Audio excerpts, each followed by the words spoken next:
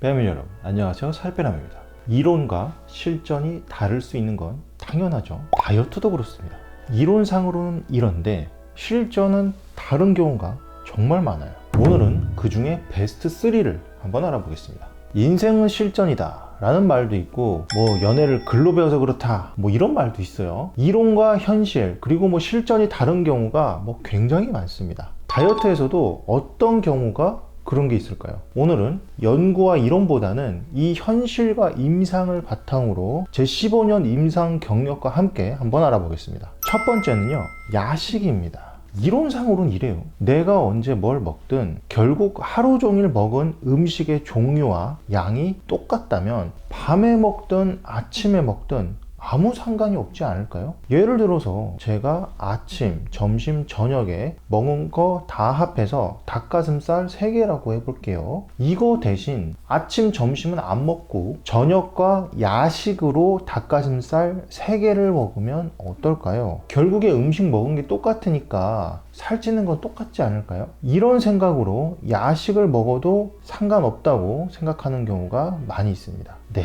그런데 인생은 실전이죠. 저 살빼남이 장담은 잘 안 하는데 제가 오랜만에 요거는 장담 한번 해드릴게요. 야식을 먹는 분들이 낮에 식사를 끝내는 분들과 똑같이 먹을 리가 없습니다. 무조건 살찌는 것만 골라서 더 많이 드실 거예요. 오전 7시에 아침 식사로 치킨이 잘 먹히시나요? 절대 안 그렇죠. 그냥 사과 1개 정도는 좀 먹을 수 있는데 치킨은 좀 너무 부담돼요. 반대로 밤 9시에는 어떨까요? 밤 9시에 배고픔은 절대 사과 1개로 만족되지 않습니다. 오히려 그때는 치킨이 땡기죠. 집에 올 때 엘리베이터 딱 탔는데 치킨 냄새가 딱 난다.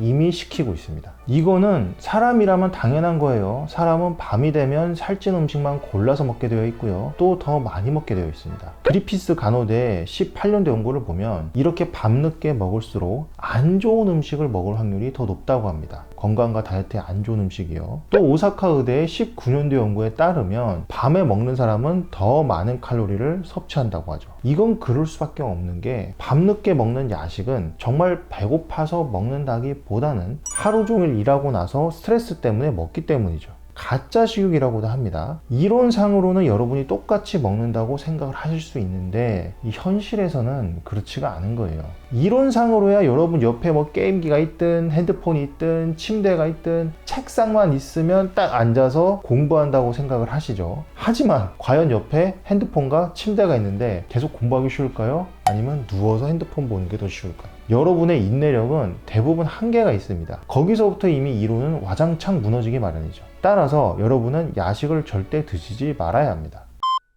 두 번째는 공복 유산소 운동입니다. 아마 많이들 들어보셨을 거예요. 다이어트 할 때는 공복 유산소 운동이 가장 좋다고 말이죠. 공복, 말 그대로 빈속에 유산소 운동, 주로 조깅 등을 하는 겁니다. 자, 이게 어느 정도는 맞는 말이에요. 뭔가를 먹은 상태에서는 근육과 간에 있는 글리코겐이나 혈액 속의 당질 등 탄수화물이 더 쓰기 쉬우니까 그 녀석들부터 먼저 쓰게 되는 반면에 공복으로 운동을 하게 되면 체지방을 먼저 분해하게 됩니다. 실제로 하우 그란지 두술대학의 16년도 연구를 보면 공복 상태에서 운동을 하는 것이 뭔가 먹고 운동하는 것보다 3.08g의 지방을 더 분해했다고도 하죠. 그런데 문제가 하나 있어요. 현실에서는 운동을 하면 지방 분해만 노리는 건 아닙니다. 근육이 생성되는 것도 나름 중요해요. 그런데 유산소 운동보다는 웨이트 같은 무산소 운동이 근육 생성에는 더 유리합니다. 여기 사진 보시면 쉬워요. 왼쪽에는 장거리를 뛰시는 분인데 이분들은 유산소에 좀 더 가깝고 근육이 확실히 더 적어요. 그런데 반면에 오른쪽을 보시면 단거리 선수인데 무산소에 좀 더 가깝고 근육이 훨씬 더 많습니다. 우리가 다이어트를 할 때는 근육 생성도 중요한데 무산소는 이러한 근육 생성 면에서 유리합니다. 문제가 하나 더 있어요. 유산소 운동은 쉽게 말하면 숨이 차면 안 되고 말을 하면서 할 수 있는 정도의 운동이어야 산소가 에너지원으로 쓰입니다. 그래서 보통 강도가 좀 약하게 장기적으로 오래 하는 운동이고요. 그래서 지방을 태워서 에너지원으로 사용하는 비율이 무산소 운동보다 높은 거죠. 즉 무슨 말이냐면 같은 시간으로 따졌을 때 유산소 운동보다 무산소 운동의 강도가 훨씬 강하고요. 칼로리 소모량도 더 높습니다. 여기에 앞서 말씀드린 대로 근육이 많아질수록 갈수록 기초대사량도 올라가는 부분과 근육으로 몸의 라인이 잡힌 것까지 합하면 무산소 운동도 다이어트에는 참 좋은 거죠. 또 대부분의 현대인은 굉장히 바쁜데 짧은 시간으로 더 많은 칼로리가 소모되는 부분에서도 무산소가 더 좋고요. 그리고 또 땀을 쫙 흘리면 개운해하는 이 한국인들의 특성상 무산소 운동이 다이어트에 절대 나쁘지 않습니다. 그렇다고 해서 공복 유산소를 하시지 말라는 말씀은 절대 아니고요. 이론적으로만 생각해서 공복 유산소 운동만 고집하실 필요는 없다는 거예요. 가장 좋은 거는 이런 운동들을 유산소든 무산소든 적절히 섞어서 하시는 겁니다.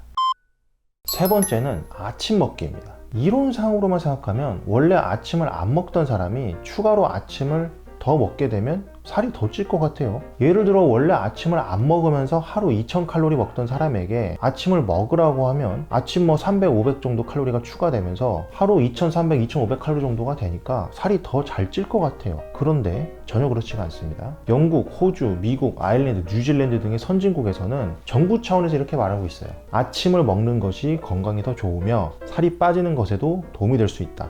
정말 건강이 좋아질까? 연세대의 19년도 연구를 보면 한국인 7,205명을 분석한 결과 아침 식사를 하는 것이 심혈관 질환 발생률을 떨어뜨린다고 하였습니다. 또 아침을 먹는 거는요, 체중 감량에도 좋아요. 라이프치히 대학병원 소아청소년과의 21년도 연구에서 1,215명의 아동을 대상으로 조사를 해봤더니 아침 식사를 하는 아이들은 BMI가 더 낮았고요. 과체중과 비만의 위험률도 더 낮았습니다. 심지어 아침 식사를 집과 학교에서 2번 먹는 경우, 그 경우에는 더 낮은 BMI가 나왔고요. 비만 위험도 더 낮아졌어요. 이건 왜 그럴까요? 일단 야식 증후군이 있습니다. 야식 증후군은 밤에 자꾸 식욕이 땡기면서 뭔가 더 먹게 되는 그런 증후군인데 아침을 안 먹으면 더 심해지게 됩니다. 반대로 아침을 자꾸 먹어주다 보면 야식 증후군이 저절로 없어지는 경우가 많아요. 아침을 안 먹으면 저녁과 그 다음날 점심 사이에 공복 시간이 너무 길어지기 때문이죠. 공복 시간이 길어질수록 몸에는 이 중간에 에너지를 보충하기 위해서 야식을 더 찾게 되겠죠.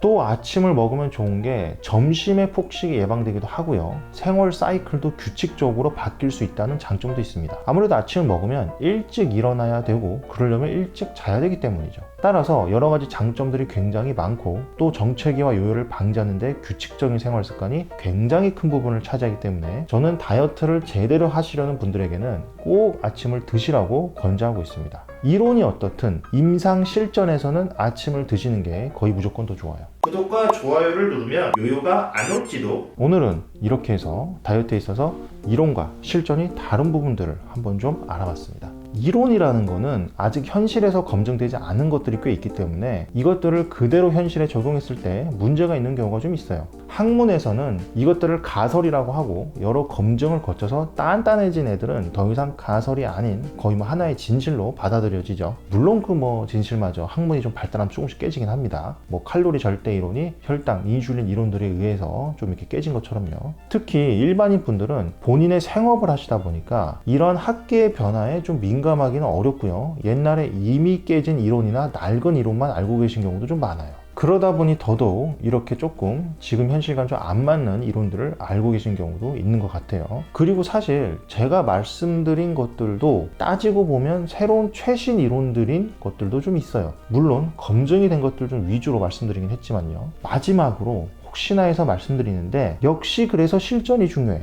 이론은 전혀 필요 없어 라고 생각하신다면 그건 또 아니고요. 실전이 중요하긴 하지만 기반이 되는 이론이 있어야 문제 상황이 생겼을 때 대처가 가능합니다. 따라서 기초 이론들은 어느 정도 알면서 다이어트 하셔야 되고요. 그런 기초 이론들은 앞으로도 저 살빼남이 더 쉽게, 더 자세히, 더 잘 설명드리도록 하겠습니다. 오늘도 다이어트와 건강을 위해서 열심히 공부하시 노력하시는 우리 패밀리 여러분들, 저는요 여러분이 정말로 자랑스럽습니다. 이상 여러분의 다이어트 가이드 살빼남 그리고 브로콜리였습니다. 감사합니다.